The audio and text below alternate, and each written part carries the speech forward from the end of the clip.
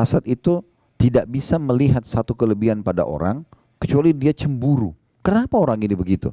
Kenapa dia tampan, kenapa dia cantik, kenapa dia pintar, kenapa dia kaya, kenapa ini, kenapa itu, kenapa dia nikah sama itu, kenapa dia punya anak sekian orang, kenapa anaknya bisa lulus, kenapa. Semuanya pertanyaan kenapanya adalah iri melihat keadaan orang. Dan ini penyakit hati yang luar biasa. Ya. Ini dalam Islam dilarang. Karena Nabi SAW menyebutkan dalam sebuah hadis, yang ini diangkat oleh Imam Madzabi rahimahullah, dimasukkan dalam hal-hal kategori dosa besar. Ya, hati-hati kalian dengan hasad, iri yang seperti ini, karena dia akan memakan pahala kalian, amal soleh kalian sebagaimana api membakar kayu bakar. Jadi pelan-pelan akan hilang. Kenapa hilang? Karena kalau kita hasad pada orang, kita berharap nikmat itu hilang dari dia. Maka dengan itu, secara otomatis kita sudah mempersiapkan amal kita untuk dibayar kepada dia. Kan itu. Berapa banyak orang yang akhirnya tidak bisa tenang hidupnya karena semuanya penuh dengan iri dan dengki. Ya. Nah, ini yang dilarang oleh ulama. Menurut jumhur ulama, bahwasanya hasad yang haram ini itu adalah iri yang diikuti dengan berharap hilangnya nikmat dari orang lain. Nikmat ini bisa berupa harta, kedudukan, ilmu, kelebihan fisik, keturunan, atau apa saja di sekitarnya. Dan ini disebutkan oleh Syekh Utsaimin rahimahullah dalam buku beliau Syarah Al-Arba'in An-Nawawiyah. Ya, ini di halaman 368. Dan jumhur ulama juga menukil atau mengungkapkan tentang masalah hasad itu seperti apa. Di antaranya ada salah satu ulama yang bernama Syekh Mustafa Al-Adawi. Hafizahullah, beliau mengatakan al-hasadu huwa tamanna zawalin ni'ami an sahibiha. Hasad itu yang dilarang adalah karena seseorang menginginkan hilangnya nikmat yang ada pada orang lain. Dia selalu merasa cemburu kenapa orang itu diberikan, kenapa saya tidak diberikan. Kenapa dia menikah sama orang itu, kenapa bukan sama saya. Kenapa orang itu punya anak sekian, kenapa saya tidak. Kenapa orang itu punya jabatan itu, kenapa saya tidak. Dan seterusnya. Dan dia berharap nikmat itu hilang dari dia. Jadi misalnya kalau orang itu sakit kah, dipecat di jabatannya kah, dia gembira sekali. Nah seperti itulah. Nah ini yang dimaksudkan dengan penyakit hati yang berbahaya sekali. Karena pasti dia akan menyempitkan dada di saat orang itu tidak hilang nikmat darinya. Misalnya orang itu tetap malah ketampanannya, kecantikannya tetap terjaga, hartanya tetap terjaga, jabatannya tidak, maka dia akan terus dongkol ya hatinya karena memang tidak bisa menerima kejadian tersebut. Kemudian Ibnu Taimiyah juga mengatakan al-hasadu huwal bughdu wal qarahatu lima yarahu min husni halil mahsud. Hasad adalah membenci dan tidak suka terhadap keadaan baik yang ada pada orang yang dihasati. Ya. Itu kurang lebih gambaran ulama tentang definisi hasad itu sendiri. Dan larangan hasad cukup banyak. Dari dalilnya berhubungan dengan masalah ini tidak dibolehkan. Di antaranya hadis ya, yang sahih diriwayatkan oleh Imam Muslim nomor 2564. Dari hadis Abu Hurairah radhiyallahu anhu bahwasanya Nabi SAW bersabda, la tahasadu. Larangan pertama, jangan saling hasad atau iri dan dengki. Wala tanajashu, dan jangan saling menyakiti dalam transaksi jual beli. Cocok beli, nggak cocok ya sudah, nggak usah dijatuhkan atau jelek-jelekan. Wala tabaghadu, dan jangan juga kalian saling benci. Wala tadabaru, jangan kalian saling mendiamkan atau memusuhi, musuh-musuhan ya. Ya tidak saling ngobrol, tidak saling tegur-teguran. Wala yabi' ba'dukum ala bai'i ba'd, dan jangan juga seseorang dari kalian bertransaksi atau jual beli di atas transaksi saudaranya. Wa kunu ibadallahi ikhwana, jadilah semua hamba-hamba Allah bersaudara. Al-muslimu akhul muslim, seorang muslim adalah saudaranya muslim yang lain. La yadhlimuhu, tidak boleh dia menzaliminya.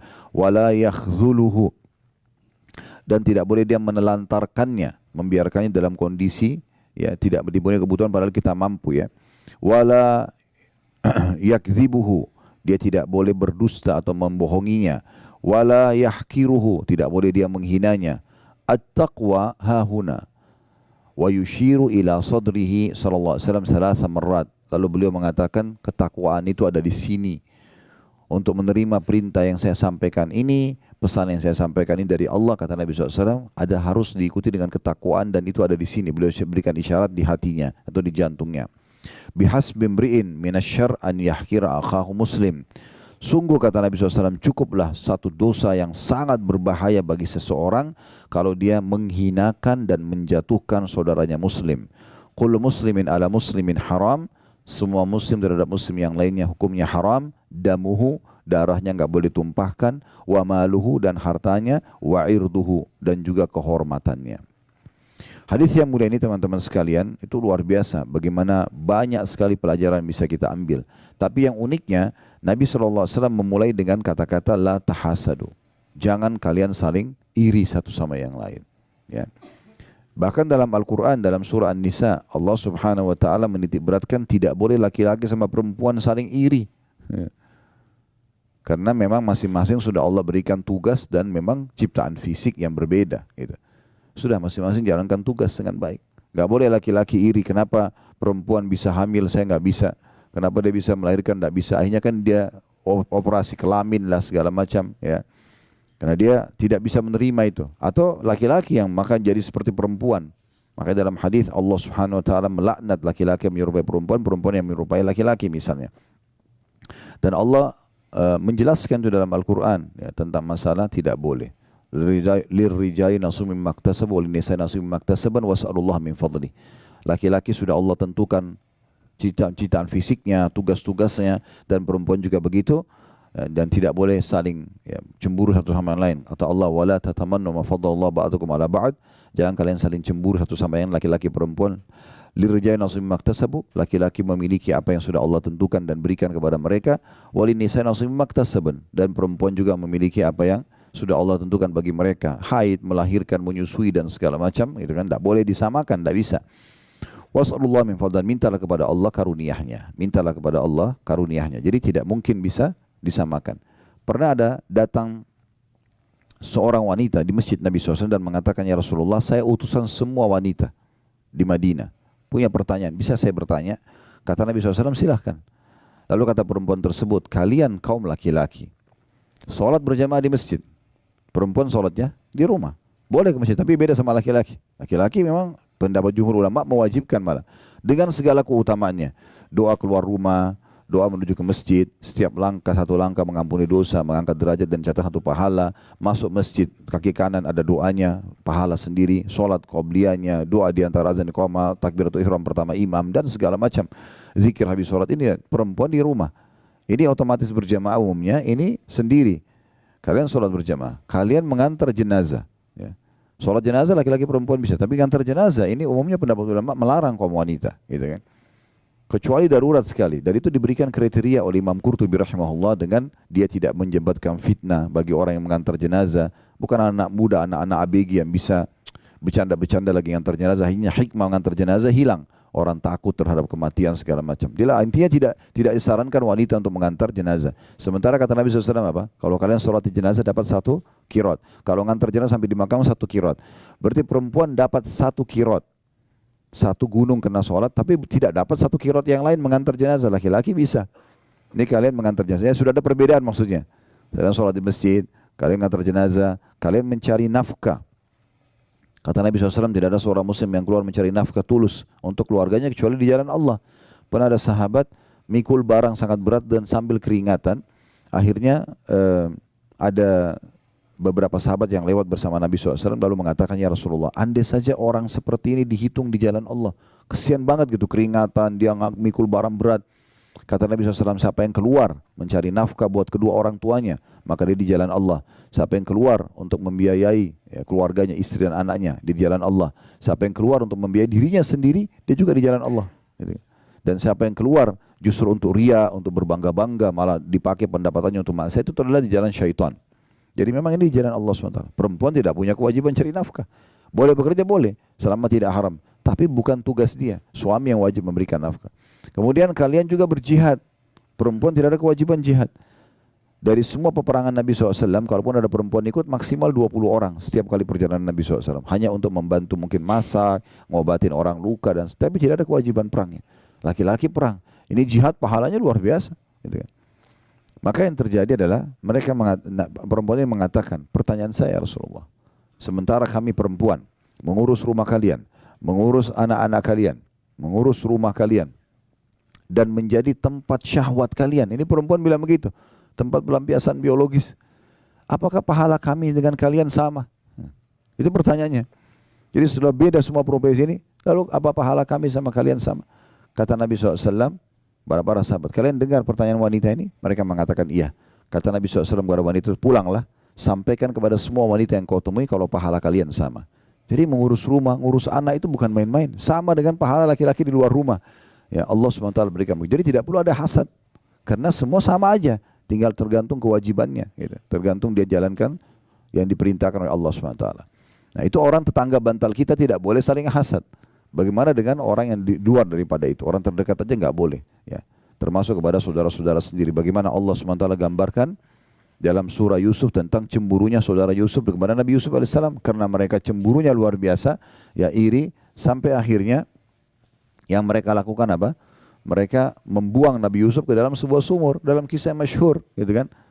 Dan akhirnya membuat Nabi Yusuf alaihissalam sampai dipungut oleh satu kafilah safar, ya, yang kafilah dagang sedang lewat, kemudian dibawalah ke Mesir. Intinya Allah muliakan memang, tetapi dijauhkan dari ayahnya, sampai ayahnya Nabi Yakub buta matanya karena sedihnya selalu menangis mengingat Nabi Yusuf alaihissalam. Nanti ujungnya juga Allah pertemukan tentunya. Tetapi di sini kita lihat bagaimana saudara sama saudara, dan Allah salahkan perbuatan saudara-saudaranya Nabi Yusuf, ya.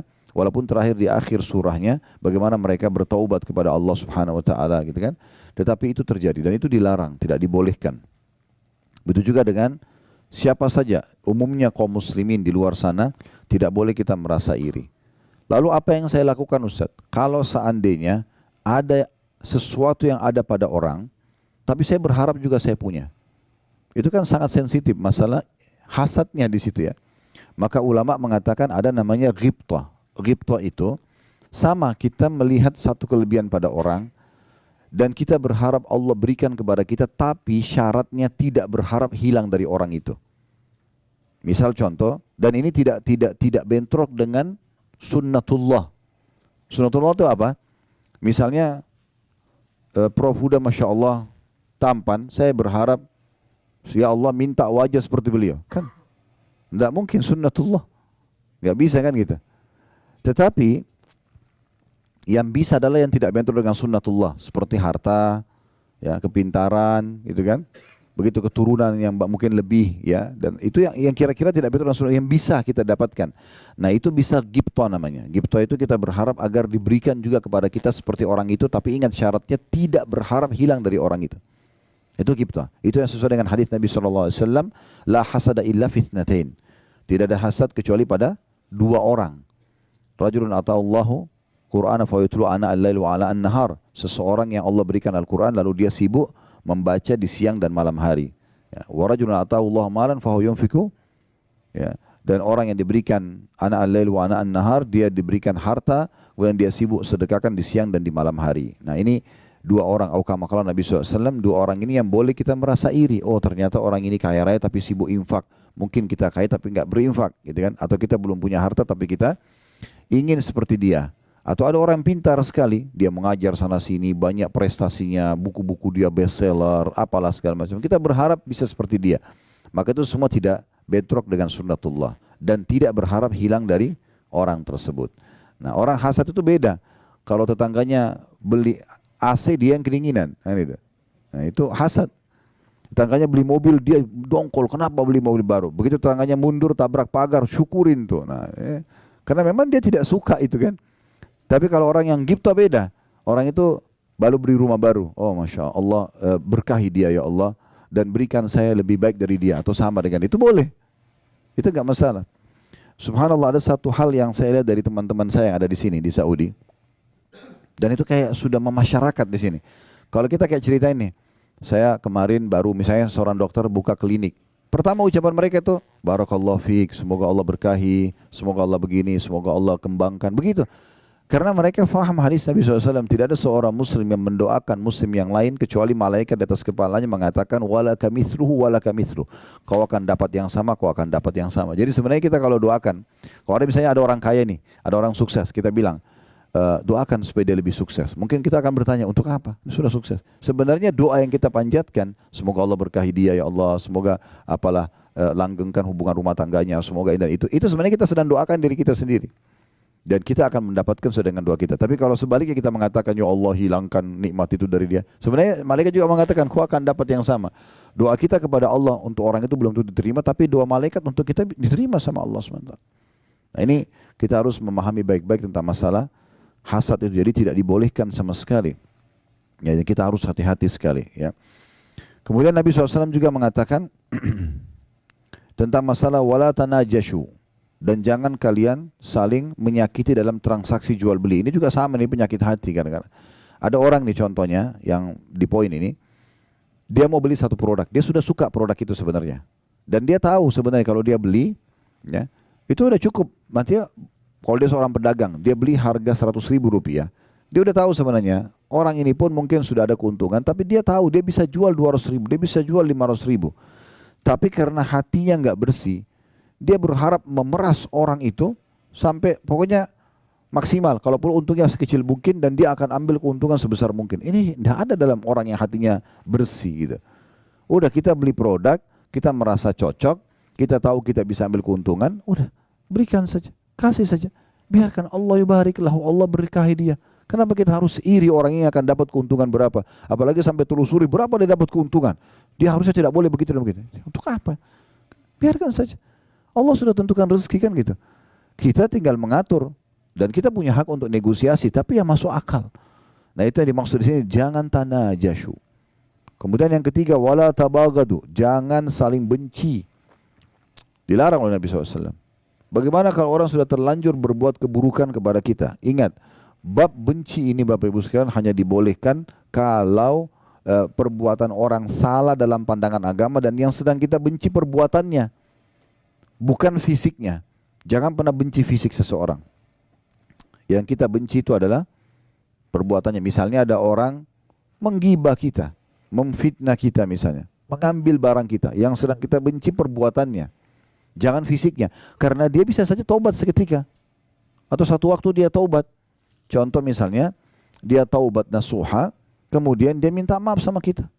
Tetapi kalau hati kita sudah terlanjur kotor, tidak baik, kita susah memaafkan dia. Karena yang kita benci fisiknya orang. Kan gitu. Itu mulai dari pasangan hidup kita, misalnya mungkin pernah berbuat salah. Kalau kita membenci perbuatannya, sebagaimana agama mengajarkan kita untuk membenci perbuatan yang dipandang salah dalam agama. Ya, dia pernah berzina, selingkuh, dia pernah berbohong, apa saja. Kemudian kita tahu ini perbuatan haram dalam agama, kita bilang ini nggak boleh, haram dalam agama. Terus dia taubat nasuha, dia berubah, dia menjadi orang soleh atau soleha. Selesai urusannya, kita bisa menerimanya karena hati kita bersih. Yang jadi masalah kalau hatinya itu memang diisi dengan hal yang tidak baik. Sehingga akhirnya dia susah menerima ini semua. Ya. Makanya di dalam Islam contoh yang paling baik adalah Umar bin Khattab radhiyallahu anhu. Beliau itu walaupun di masa jahiliyah dulu, kata Umar, saya tidak pernah meninggalkan khamr di masa jahiliyah. Setiap hari pegang kendi khamr minum. Ya. Setiap hari keluar Umar hanya untuk menyiksa umat Islam di Mekah ini. Dia keluar, dia temannya Abu Jahal, temannya Abu Lahab. Kalau mereka punya budak-budak lagi disiksa, Umar datang membantu untuk nyiksa doang. Dan Umar itu radhiyallahu anhu sebelum masuk Islam, dia kalau sudah siksa dari pagi, macam-macam disiksa orang itu sampai menjelang sore sudah capek dia. Dia bilang, saya tinggalkan kamu bukan karena kasihan ya, besok saya kembali. Gitu, ya. Sampai pernah ada keluarganya Umar, perempuan namanya Ummu Abdillah. Ummu Abdillah ini punya anak kecil. 153 orang sahabat yang masuk Islam di masa Nabi SAW di Mekah ini 13 tahun, cuma 153 saja Muslim karena luar biasa diboikot. Ya. Semua informasi orang yang tanya tentang Islam pasti digebukin. Tidak ada yang berani nanya. Di Mekah ini dulu tidak aman. Setiap umat Islam jalan, kalau kita jalan bisa digebukin, bisa diambil hartanya, bisa dibunuh, nggak ada hukuman. Begitu luar biasa terancamnya.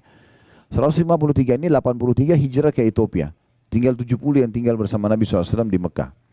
Nah, pada saat ya, yang tinggal di Mekah ini mereka bersama Nabi SAW itu siksaannya luar biasa, gangguannya luar biasa. Mereka tidak bisa hidup dengan tenang. Gitu. Maka mereka ada yang keluar ke Ethiopia. Salah satu yang keluar ke Ethiopia ini adalah Ummu Abdillah, keluarganya Umar bin Khattab ini.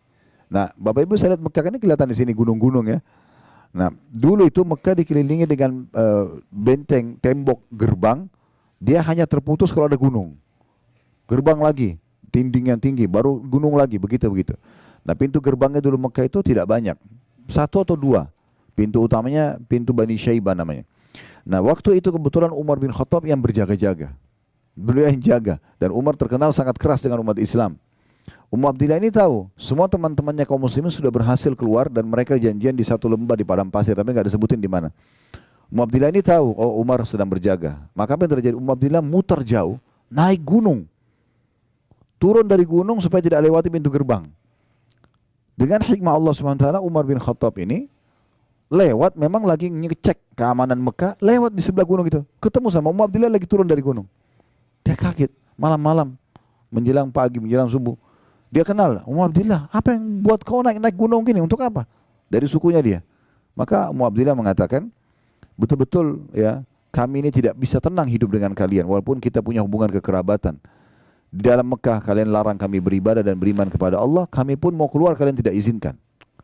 Umar pada saat itu pertama kali lunak hatinya untuk umat Islam. Sebagian ulama sejarah mengatakan ini sebab dia masuk Islam. Salah sebagian ulama, ya. Awal mula dia tersentuh. Lalu dia mengatakan, memang kau mau kemana?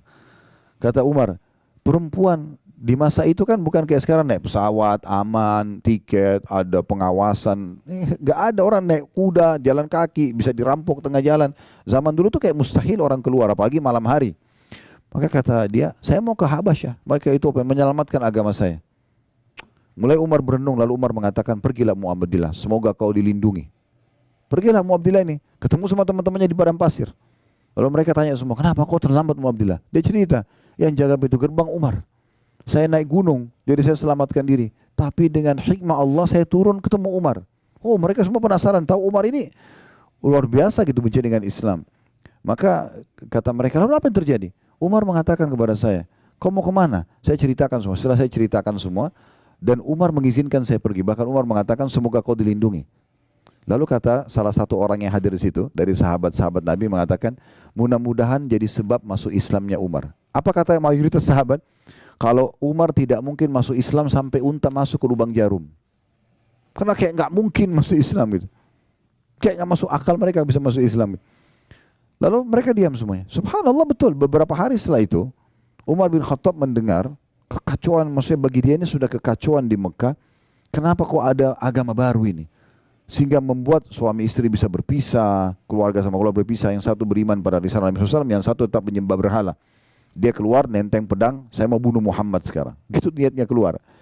Di tengah jalan dia ketemu dengan satu orang sahabat. Lihat, di Mekah ini dulu terkenal Bapak Ibu sekalian, Umar itu kalau sudah pegang pedang, berarti dia mau bunuh orang.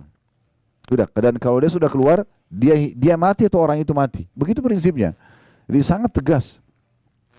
Maka orang ini lihat, ditanya, hai Umar mau kemana? Dia bilang, saya mau bunuh Muhammad. Karena orang ini takut nanti dia datang bunuh Nabi. Maka Nabi itu ada di pinggiran kota Madinah, itu di rumahnya Darul Arqam ya. Satu sahabat yang umurnya cuma 16 tahun, tapi Masya Allah dia siapin rumahnya untuk menampung dakwah Nabi SAW. Yang jelas waktu itu, dia mau alihkan, lalu dia mengatakan, kenapa kau cari Muhammad? Tapi dia sembunyikan keislamannya. Sementara adikmu sendiri perempuan, adik Umar bernama Fatimah, sudah masuk Islam, masuk agama Muhammad. Umar tambah marah. Apa benar? Dia datang ke rumah adiknya. Rupanya adiknya lagi belajar Al-Quran sama suaminya dan terdengar suara. Diketuk pintu, terlat dibuka, didobrak pintu sama dia. Dia masuk. Apa yang kamu baca tadi? Dan seterusnya. Dia marah-marah. Akhirnya dia mau ambil Quran itu, adiknya tahan. Maka dipukul, dia pukul adiknya. Ya, dalam beberapa riwayat sejarah dikatakan dia pukul dan akhirnya adiknya jatuh. Suaminya, si adiknya ini, suaminya Fatimah atau adik iparnya dia mau membantu tapi dipukul juga. Mereka tidak berani sama Umar. Melihat kejadian tersebut, Umar tersentuh. Ini agama apa kalian ini? Kenapa kok sampai begini kalian belahnya gitu? Maka Umar bilang, tolong kasih kepada saya mau baca. Kata adiknya, tidak bisa, kau kafir najis. Kalau kau sudah mandi baru saya kasih. Begitu dalam buku sejarah. Maka Umar mandi lalu kemudian dia buka, dia baca surah Toha, surah nomor 20 dalam Al-Quran. Beberapa ayat pertama. Kurang lebih maknanya, kami turunkan Al-Quran bukan untuk membuatmu sedih hai Muhammad. Kemudian ada cerita Nabi Musa alaihissalam, isinya luar biasa dan dia ngerti dalam bahasa dia. Tersentuh hatinya. Lalu Umar mulai, yang tadinya badannya sangat ditinggikan, orang yang kekar dan orang yang pemberani, tiba-tiba dia tuntukin iparnya, lihat ini kayaknya ada perubahan dengan baca Quran. Maka tiba-tiba dia mengatakan, tolong tunjukkan di mana Muhammad. Lalu dipandulah sampai ketemu dengan Nabi SAW. Waktu dari jauh dia datang, dia masih pakai baju perangnya, dia masih pegang pedangnya. Maka sahabat yang lihat dari lantai 2-nya rumahnya Arqam ini, ya melihat Umar datang. Semua sahabat ketakutan. Maka kata Hamzah itu, ya Rasulullah, saya yang hadapi dia. Ya, ada apa-apa? Mereka tidak tahu kalau mau masuk Islam. Ya. Kata Nabi SAW tidak. Hamzah masuklah ke dalam kamar. Nanti saya yang hadapi. Begitu dibuka pintu, Umar tundukin kepalanya lihat Nabi SAW. Lalu kemudian dipanggil oleh Nabi. Lalu Nabi pegang pundaknya dan digoyang dengan keras sambil mengatakan, hai Umar, belum tibakah saatnya kau tunduk dengan agama Allah?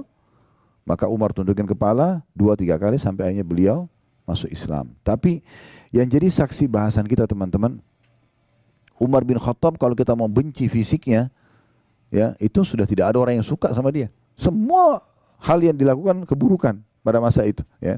Apalagi untuk umat Islam. Tapi subhanallah, apa kata para sahabat? Kami merasa termuliakan setelah masuk Islamnya Umar. Ya, dan Nabi SAW berdoa, ya Allah muliakanlah Islam dengan salah satu dari 2 Umar.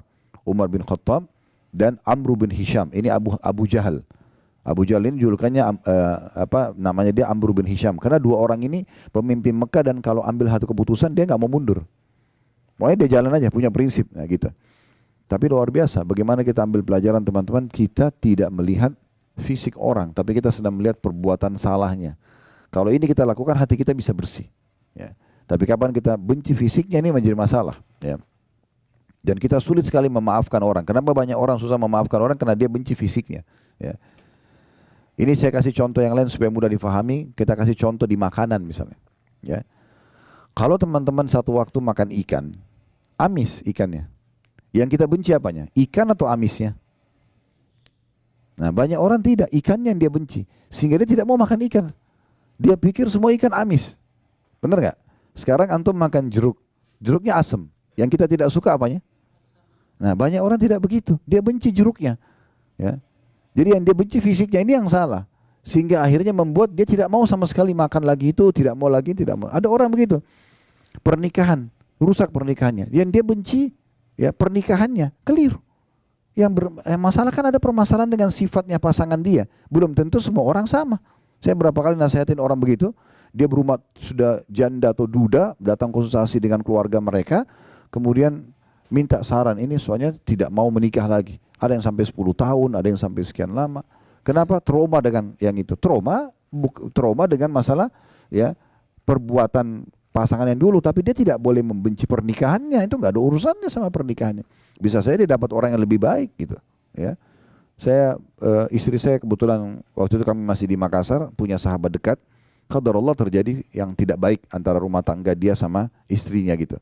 Ya, mereka juga waktu itu masih agak jauh dari agama, tapi intinya perempuan ini teman dekat istri saya. Terjadi cerai sama suaminya, intinya perempuan itu terpengaruh dengan laki-laki lain sampai akhirnya dia nikah sama laki-laki lain, ditinggalkan suaminya, merasa terpukul segala macam gitu ya. Mungkin setelah kejadian itu sekitar 6-7 tahun, seingat saya kalau saya tidak salah. Ada tablik akbar di Makassar, saya sudah pindah ke Jakarta, tablik akbar di Makassar. Di masjid yang besar waktu itu ya, Masjid Al-Markas. Alhamdulillah waktu itu selesai tablik akbar, lalu ada satu orang dari jauh manggil saya, Assalamualaikum Ustaz. Saya pikir jemaah umumnya salaman. Terus dia bilang, antum lupa sama saya. Ingat-ingat siapa orang ini, karena berubah. Dia sudah jenggotan, dia pakai baju koko, dulunya tidak seperti itu.